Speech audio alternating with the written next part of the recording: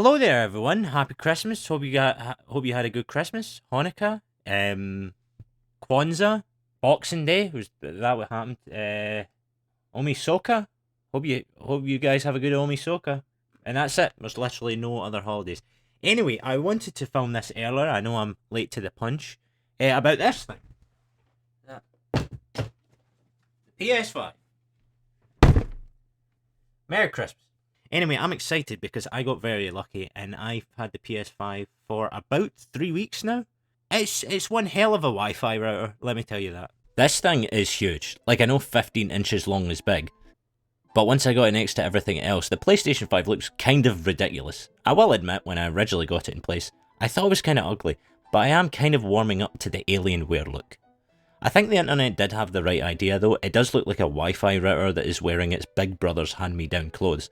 One thing about the PlayStation 5's design that's been overshadowed by the fact that it looks like a prop out of Arrival is the criminal sin of industrial design, putting black glossy plastic on a surface I'm going to touch. Glossy plastic only looks alright in press pics, but give a normal hygienic human 2 minutes with that thing and it'll look like the bus windows you used to lick on your way to school. Maybe that was just me. The inner section is gloss black, as is the buttons, and because it overhangs on both sides, it's usually cast in shadow, which means I can almost literally never see the buttons when I'm trying to use them, and need to feel around for them first. In fact, you can see how much of an improvement a simple skin can make to the inner section. I'm usually not a big fan of carbon fibre wraps. I thought carbon fibre was the shit when I was 12, but Michael Bay's first Transformers film was also my favourite movie back then, so a lot has changed. Mine's is Transformers 4 now, it's the one with the swords. I was so impressed by that post, I done some research myself and ended up picking up a very classy looking glossy titanium skin that you can see I put on absolutely flawlessly the first time and didn't take nearly half an hour to do. There you go, and it only took me 25.5 minutes. Easy as pie. I think a really small wee design change that would have made the PlayStation 5 look a good bit better is if they just did a palette swap. If the top and bottom were matte black and the middle was gloss white. I think at least that way you could at least see the buttons. But wishlist aside, I am getting used to the new ugly stepbrother of a console I've brought in. With that in mind though, I can't really blame people who think it looks hideous and just prefer the classic, like, entertainment box thing that goes under your TV look. Like my friend who had this to say about the way the PlayStation 5 looks. It looks like somebody at Sony, on the design team for it, was like, we need to subvert expectations. And the only expectation they subverted was the expectation of us to think that they were going to do a good job and not making it look like a big pile of garbo shite. Because that's what it looks like. It looks like a big plastic box of shite that plays really good games. And I wish it didn't. While we're talking about the outside of the console, I want to sing praises of the true engineering marvel of the PlayStation 5 Sony Computer Entertainment System. These two buttons on the front of the console, you see this? They're buttons. They're not weird, half-broken touch sensors, or vertical bars, or the PS4 Pro's horizontal-like borders, which are so poorly designed as buttons, half the time they don't even work. And you know what's even better? To turn the console off, you no longer need to hold the power button for 3 full rotations of Venus around the planet Earth.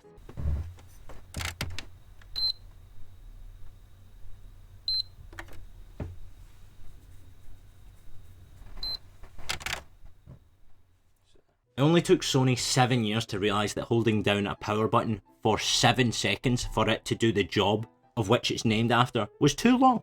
Does kind of give me hope though, you know. Like if Sony can change, maybe the world can change. You know, maybe America's doing all right. You know, since the election, maybe people are feeling better. Maybe things aren't as crazy anymore. Anyway, it's been a couple of weeks since I've looked at the news. Let's see what's been happening in the... Oh, no. The UI is nice, but I think it's very form over function in a lot of places, and is missing features that we've been used to for years now. Just like the switch from PS3 to PS4, there's a lot of little things that are missing for no good reason. There are no themes currently, which didn't really surprise me, but also no folder system. Now, I'm no programmer, but I don't feel like implementing folders would be particularly difficult, and it's sorely needed if you're like me, and you've got your entire PS4 collection of over 200 plus games that needs organised. I want to stress that this needs to be changed ASAP because this simple necessity that every electronic device stronger than a calculator has took the PlayStation 4 almost 3 full years to get. There's also some very useful quality of life things that are new to the PS5's interface. but some notable features missing that I'm used to from the PS4. On the PS4, you could jump between the beginning or the end of a horizontal list with L1 or R1, which is so incredibly useful, I can't overstate it. You can do that in the PS5, but L1 and R1 are now used to switch between game and media apps. Triangle also moves your cursor straight to the search function, which is extremely handy. With triangle in one press of the D-pad, you can get right into system settings, which I've been utilising a lot.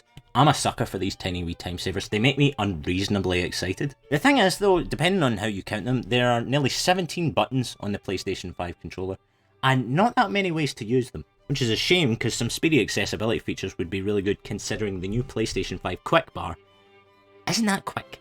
The bar itself is fine, but it always defaults on this new card system, which I suspected the first second I saw it, that I would just forever ignore it and it would never be used. These cards can give you shortcuts to areas of a game, certain challenges, and video tips depending on the supported game. In those supported games, these shortcuts are exceptionally handy, but considering they're all essentially fast travel and or tips, they feel more like an in-game feature that got pulled out of the game and forced into PS5's UI.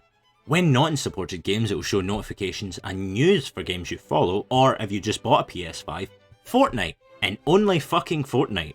Which are all cool features in their own, I just wish it wasn't the default location every time you press the PlayStation button. The cards themselves are also absurdly large. Like on a small portable console, they would make sense. Something like this on a PS Vita, rest in peace, or a Switch would look right at home. But on a decent sized television, what's the point of having the pixel density of 4K just for half the screen to be taken up by massive squares? Most of the time the cards just add in an extra step of pressing down to get to the useful features of the bar. Changing volume, mic settings, party chat, changing profiles, things like that. Those steps themselves don't feel any quicker or slower than what you're used to from the PS4, but like I said, they can be kinda cumbersome to get to. One of the biggest things that gets in the way of the quick bar actually being quick is it always remembers your last cursor position. Instead of defaulting your cursor location to a particular item, the PS5 quick bar will remember the last thing you were on. Now that sounds like that might be quick, but if you always know where you're going to land in the bar, that means sooner or later you can just use muscle memory to do whatever you like. This was also a problem on the PS4, but funnily enough not the PS3. Because it was such a simplistic menu and it always started you at the top, you could turn off the controller or the console itself without even having the TV on. Now, one of my complaints that's been driving me up the wall a wee bit, and I'm not the only one judging by some Reddit threads, is the disk drive on this thing. It's really loud. The PS5 will ramp up the disk drive once every hour if you have a disk in the machine. As far as I know, the PS5 is performing some sort of authentication on the disk to make sure you own something legal? I'm not quite sure. And I'm not against that, but why does it need to happen multiple times if I haven't changed the disk? Why does it happen if I'm using software that has nothing to do with a disc-based game? And why does it ramp up the drive to full speed? I originally thought my PS5 was broken the first time I heard this.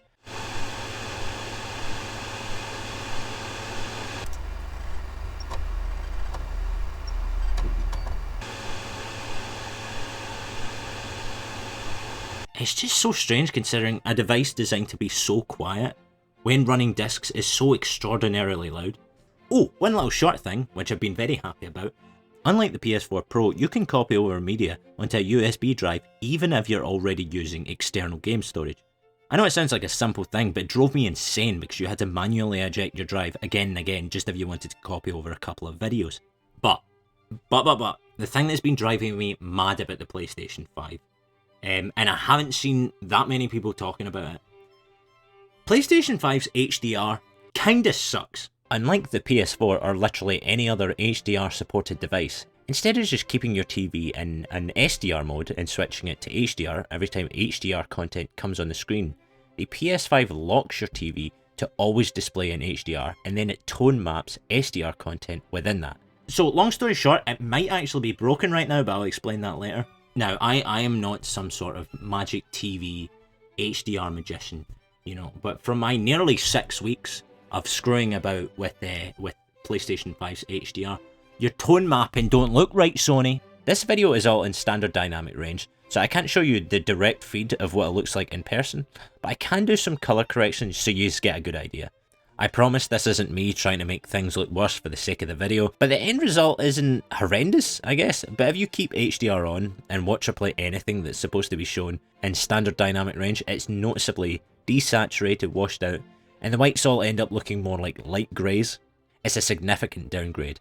I would have thought my TV was broken if I didn't already know what the source of the problem was. Now, I mentioned that the PS5's HDR might actually be kind of broken right now, so if you're having some troubles yourself, you think it looks a bit bad, the solution that helped me might help you.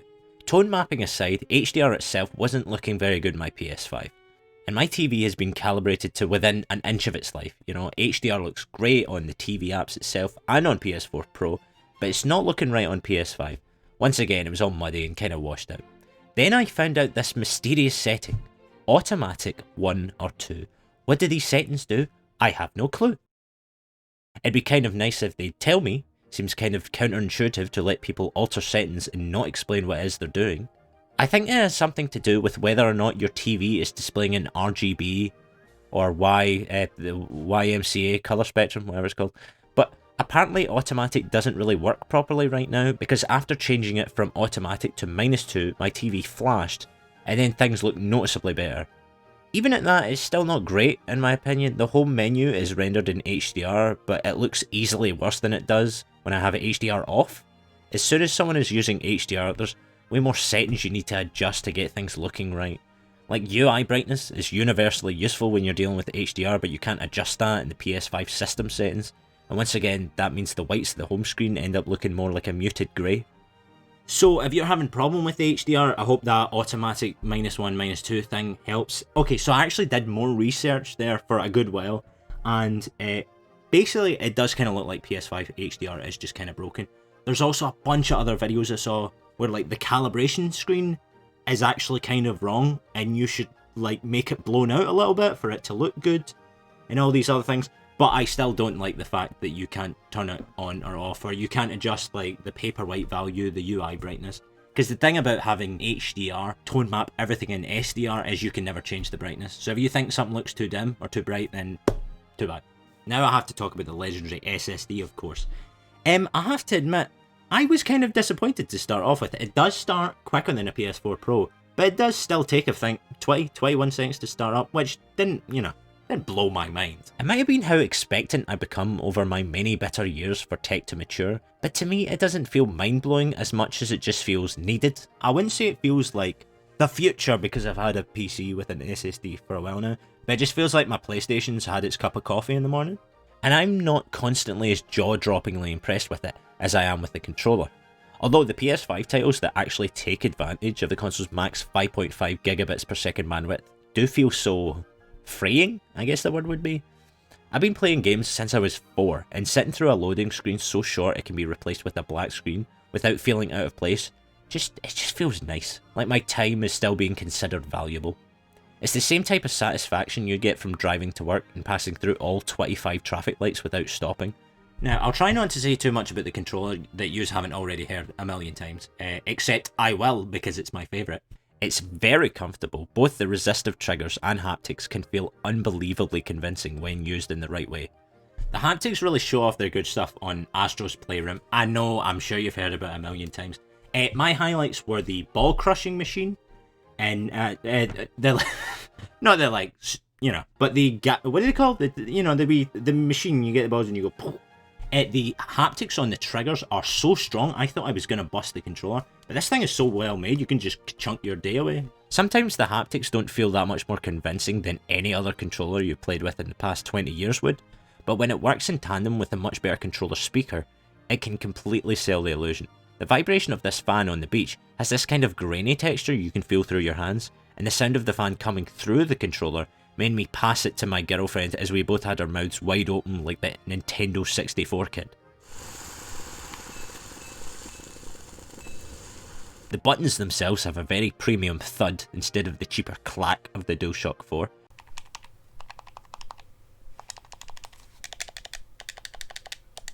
The biggest improvement though really is see the options, but what do they even fucking call these anymore? It's no longer, I missed the start button by the way, remember the start button? It's not the start button anymore, it's the fucking, can you see that? It's the 3-line button. I guess we'll call it the options button, and I think it's the create button now. They both have an awesome click, and they're way easier to reach, which I'm a big fan of.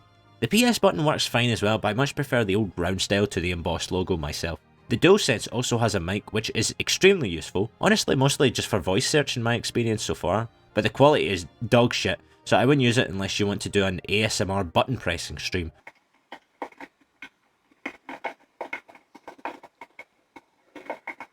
Remember to follow my OnlyFans for more exclusive content. Or you like sounding like you're in an unregistered Hypercam Let's Play video from 2006. And okay, I didn't even know about this until about, I think, week 2 with the PS5, but not only does the controller have a dedicated mic mute button, which you can even configure to be on by default when you log in, big fan of that, but, and this doesn't seem to be documented anywhere by Sony, if you hold down the mic button, you'll mute everything coming out of the PlayStation. It's just so exceptionally handy.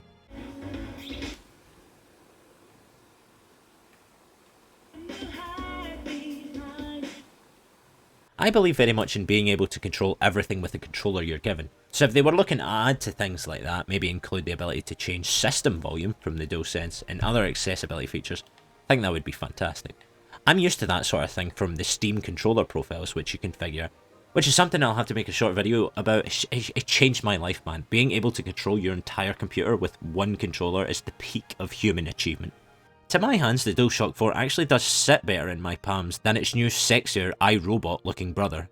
The DualSense has tapered handles, and its centre of gravity is a little bit further forward than the DualShock 4, which means when the controller slips, it has a tendency to slip up out of your grasp, whereas the DualShock 4 has these perfect palm-shaped nubbins.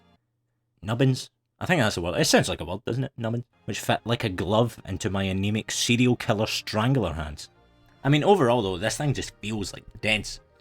Like I could squeeze all day as hard as I can, and it's not going anywhere. Whereas the DualShock 4 kind of creaks and cracks, the DualSense feels less like a toy and more like a piece of premium electronics. You know, this thing is weighty. You could kill a child with this easily. Maybe even a teenager. I haven't tried yet though. There's even a real nice resonance if you whack it. See, with all the haptics and stuff in it, you can feel like a wee vibration, like a wee spring. Like there's a bunch of like the controller has suspension, I guess. It's hard to explain, but if you bang it off your hand, you get a real nice which is cool. With that in mind, if you have an Xbox, I could very much see a multi-platform game's support of the DualSense haptics and triggers be a selling point to get the PS5 version over the Xbox version, based on how great the implementation can be. Like I said, some of it's hit and miss, but that's more the fault of the implementation from developers. I mentioned Astrobot is great, but mobile game Phoenix Rising has dreadful haptics. I actually thought my controller was broken the first time it made this awful noise.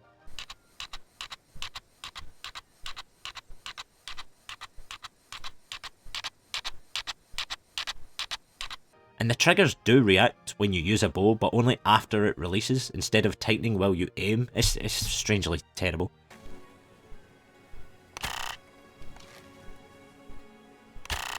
What is that supposed to be? The game also has character dialogue written by a 4-year-old with a book on writing entitled Shite Patter for French Canadians, which unfortunately I cannot blame on the controller, but Ubisoft's hiring staff prerequisite of must be able to write sentences and literally nothing else. It isn't like an alright wee Breath of the Wild clone, no, so, you know, don't fucking cancel me just yet, what? Oh, the last thing I will say though is thankfully there is an option to turn down the strength of the haptics and the triggers in the sense, which is super useful, because I imagine if you're on the older side, maybe you have some arthritis, these triggers will really put up a fight and probably quite hurt your hands. Personally, I have a condition where I have really bad circulation in my hands and feet. I don't use the controller with my feet, so I don't really know why I mentioned that part. But on a particularly cold day, I was playing Astrobot, and it was kind of borderline painful, so it's good to have the option. I know I'm kind of a fringe case, you know, I'm like one of those Native American women who feel storms coming when their joints ache. Oh yeah, one thing I forgot about is the Tempest 3D audio, I think it's called. I'm a big fan of audio. Sounds are cool. If I didn't have them, I'd be deaf, and that would upset me. I've tried the 3D audio, but honestly, it didn't sound like anything remarkable to me. I don't know if that was just Astrobot not being a particularly great example. The test they give you is kind of hard to give a proper answer to as well. You calibrate it to your own ears by choosing the sound clip that sounds physically closest to your ear level. But I find it quite difficult to discern what sounds closest and what sounds the best. I think I might be one of those few whose ear profile, is that what you call it, doesn't quite line up with the presets. Please let me know if you guys experienced it and you found it really cool, because I was very excited about it, but so far just using headphones plugged into the TV seems to be just as good, if not better sometimes. The PlayStation 5 as a piece of gaming hardware is incredible, and considering it has the GPU power equivalent to a £350 graphics card from last year, a special new I/O pipeline that is completely mixing up game development, and a CPU with even more cores than my current PC rig, the price tag of £450 is actually exceptionally good value. As well as all these sparkly, truly next-gen feeling features, the backwards compatibility of PS4 games is a blessing. When I bought my PS4 7 years ago, apart from Shadow of Mordor and some indie games, it mainly sat there gathering dust as I continued to play the fleshed out PS3 catalogue I'd gathered. But being able to play my entire PS4 catalogue on my sparkly new alien looking monolith, some of which leverages the power of the new console, feels like something I couldn't live without now that it's here. With a focus towards backwards compatibility, I hope this means the bullshit hoops people have to jump through nowadays to play games from the 7th generation and earlier will be an inconvenience that future generations will not have to deal with. Hopefully that means when the PlayStation 6 is out, if there's some obscure PS4 game you still want to play, it's easy enough to just buy it and plug it right in. Because of this, it does not feel like my £450 comes with the usual caveats of previous consoles, apart from, of course, the UI. The user experience still has a long way to go, and lessons learned from not only the last generation, but the one prior have been ignored for reasons I just don't understand. To blast through just a few problems I haven't already mentioned in this video that I think need fixed are trophies are organised horizontally into the aforementioned oversized cards that only have enough space for about 5 words, as opposed to the universally good way of organising information known to the human race as a list. The microphone is set to on by default and without a light, where it should be arguably off by default, and the mic button light should be active when the mic is listening, not the other way around. In fact, I didn't even realise until someone else brought it up, but all microphones really have their lights on when they're recording. See? Having the microphone be listening to you without visual indication, beside being annoying and easy to forget, is kind of creepy, honestly. Also, the PS5 can catalogue how much time you've spent in-game, but you can only view this information through your game library inside of your own profile information, instead of just in your game library itself. I think this info should be front and centre on each game, easily visible and with the ability to sort by it if needed. The library can't be sorted by recently played either, and also doesn't remember your preferred sort order in between visits. I'm sure there's more I'm forgetting. You know, like the stand, when this thing is laying horizontally, if you breathe on it hard enough, it'll like wobble and shake. It's not really made for it. You can no longer back up your save data to a USB stick. You have to use PS Plus, which is not fun. Sony, I'm watching you boys. I didn't like that move very much. But overall, I'm very impressed with it, as have most people been, I guess. But I hope you guys enjoyed, and please let me know what you think. I always like getting my kind of inner thoughts out in the videos. But I do want to hear what you guys think, if you had the same problems. The disk drive is a really weird thing. HDR, if you guys experienced the same things, please let me know. Truthfully, the only PS5 games I've got right now are Sackboy, Immortals Phoenix Rising. Gods and Monsters was such a better name, by the way. I hit the table because I'm so full of fucking gamer passion. But I've been mostly playing Persona 5. Holy shit, what a fucking excellent game. Didn't know anything about Persona, but my god am I enjoying being a bloody good schoolboy. I know it's a very small channel with really small views, but every person who says they've enjoyed my stuff really has meant a lot, so thank you. Before I forget, I always forget to say this, but I actually have another channel which I started like a year ago. It's just my own kind of comedy channel. I made it because an old American man, no offense Bill if you're watching this, asked me what I thought of an SNL sketch, and I got kind of frustrated. And then like half the people who watch it dislike it because they think I hate the sketch, and I don't really. I was just frustrated. It was a long day. Anyway, I have like a kind of comedy channel. I will put comedy related gaming stuff on this channel, and I also have a secondary channel where you can see kind of like behind the scenes and just scraps, things like that. But yeah, thanks for watching, guys. Oh, and as a wee gift for sticking around, my PlayStation 5 did this the other day when I turned on. I kind of... God. What the fuck? Well, What? that ain't supposed to happen. I guess I'm glad I was recording that one. That don't fucking look right at all.